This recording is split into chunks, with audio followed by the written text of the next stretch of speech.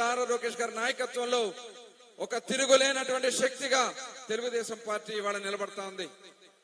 ఒకసారి మనం అందరం కూడా ఆలోచన చేస్తే 44 సంవత్సరాల్లో అనేక ఆటుపోట్లు మనం చూసాం, అనేక కష్టాలు మనం చూసాం.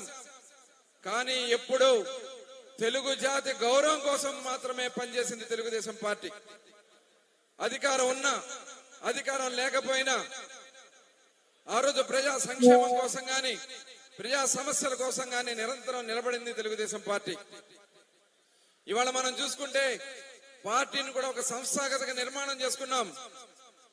గ్రామ కమిటీలు, మండల కమిటీలు, జిల్లా కమిటీలు, రాష్ట్ర కమిటీలు ఏర్పాటు చేసుకుని గ్రామాల్లో తీర్మానాలు చేసుకుని ఆ తీర్మానాల్ని కూడా ప్రభుత్వంలో అమలు చేసినటువంటి ఒక సిద్ధాంతాలతో కూడుకున్నటువంటి పార్టీ, క్రమశిక్షణతో కూడుకున్న పార్టీ తెలుగుదేశం పార్టీ. మన మీద అనేక కుట్రలు చేశారు. ఆనాడు అన్నగారిని మరి బర్తరఫ్ చేసినటువంటి పరిస్థితులు ఉంటే ప్రజలు కూడా తోడై మళ్లీ తిరిగి అన్నగారిని ముఖ్యమంత్రిగా కూర్చోబెట్టినటువంటి సందర్భం.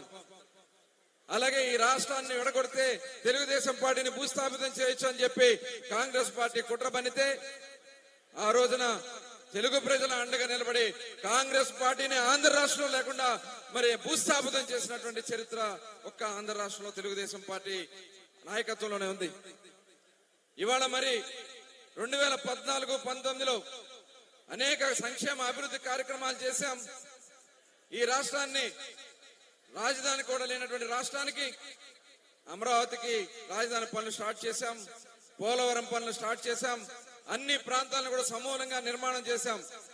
కానీ దుర్మార్గమైనటువంటి ఆలోచనతో కులాలని, మతాలని, ప్రాంతాలని చిచ్చు పెట్టి రాష్ట్రాన్ని విడగొట్టినా అధికారంలోకి వచ్చినటువంటి జగన్మోహన్ రెడ్డి తెలుగుదేశం పార్టీ నాయకత్వాన్ని మరి సమూలంగా తీసేయాలని ప్రయత్నం చేసినటువంటి సందర్భంలో అనేక కేసులు పెట్టారు, అనేక మంది మీద దాడులు చేశారు.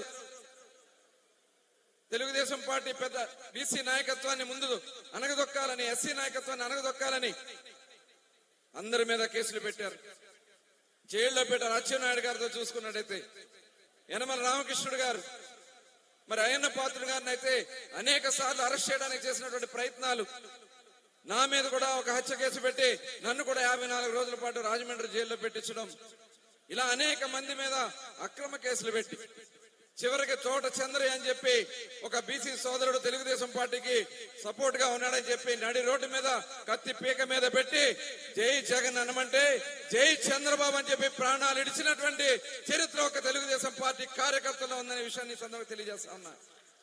అందుకోసమే మొన్ననే కేబినెట్ లో కూడా వాళ్ళ కుమారుడికి ఇవాళ ప్రభుత్వ ఉద్యోగం ఇచ్చి తిరిగి మళ్ళీ ఆ కుటుంబాన్ని ఆదుకున్నది నారా చంద్రబాబు నాయుడు గారిని కూడా ఈ సందర్భంగా మీకు తెలియజేస్తా ఉన్నా. ఇవాళ మన ఒక సంక్షేమ కార్యక్రమాలు పార్టీ నుంచి కూడా మనం చేసుకుంటున్నాం. గత 5 సంవత్సరాలు వాళ్ళు చేసినటువంటి దుర్మార్గాల వల్ల రాష్ట్రం నష్టపోయింది, ప్రజలు నష్టపోయారు, యువత నష్టపోయింది, మహిళలు నష్టపోయారు. చివరికి చంద్రబాబు నాయుడు గారి మీద కూడా కేసు పెట్టి, అక్రమ కేసు పెట్టి ఆయన్ని 53 రోజుల పాటు జైల్లో పెడితే చంద్రబాబు నాయుడు గారు స్ఫూర్తి ఒక్క ఆంధ్ర రాష్ట్రంలోనే కాదు, ఆయన అరెస్ట్ చేసిన సందర్భంలో పార్టీలకు అతీతంగా ప్రపంచ వ్యాప్తంగా 150 దేశాల్లో బయటకు వచ్చి పోరాటం చేశారంటే అది చంద్రబాబు నాయుడు గారి యొక్క నాయకత్వం, దాని యొక్క విధానం అని చెప్పి తెలియజేస్తా ఉన్నా. మరి ఇటువంటి నాయకత్వంలో మరి పవన్ కళ్యాణ్ గారు కూడా రేపు ఎప్పుడు ఎన్నికలు వచ్చినా తెలుగుదేశం, జనసేన ఈ రాష్ట్రంలో పోటీ చేస్తుందని చెప్పి ఆ మాటకి కట్టుబడి ఇవాళ పోటీ చేస్తే 175 స్థానాలకి 164 స్థానాల్లో ఇవాళ ఆంధ్ర రాష్ట్ర ప్రజలు కూటమిని గెలిపించారంటే ఈ రాష్ట్రం కోసం ప్రజల్లో ఉన్నటువంటి సంకల్పం మనందరం గుర్తు చేసుకోవాలి. దానికోసమే అధికారంలోకి వచ్చిన తర్వాత అన్ని కార్యక్రమాలు మనం అమలు చేస్తా ఉన్నాం. ఈ రోజు మళ్ళీ పెన్షన్లు ఇచ్చాం, దాదాపు 4,000 రూపాయలు పెంచి ఈ భారతదేశంలో ఏ రాష్ట్రం ఇవ్వని విధంగా 64 లక్షల పెన్షన్లు ఏ రాష్ట్రం కూడా మన దరిదాపుల్లో లేదు. సంవత్సరానికి 33,000 కోట్ల రూపాయల పెన్షన్ల కోసం మన ప్రభుత్వం ఖర్చు పెడతా ఉంది.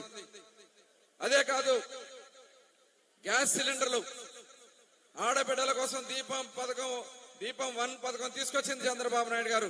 ఇవాళ తిరిగి మళ్ళీ 3 ఉచిత గ్యాస్ సిలిండర్ అందిస్తుంది ఒక్క కూటమి ప్రభుత్వం అనే సంగతి కూడా ఈ సందర్భంగా మీకు తెలియజేస్తా ఉన్నా. అదే విధంగా మొన్ననే మత్స్యకారులకు సంబంధించి ఏదైతే బ్యాన్ పీరియడ్ డబ్బులు ఉంటాయో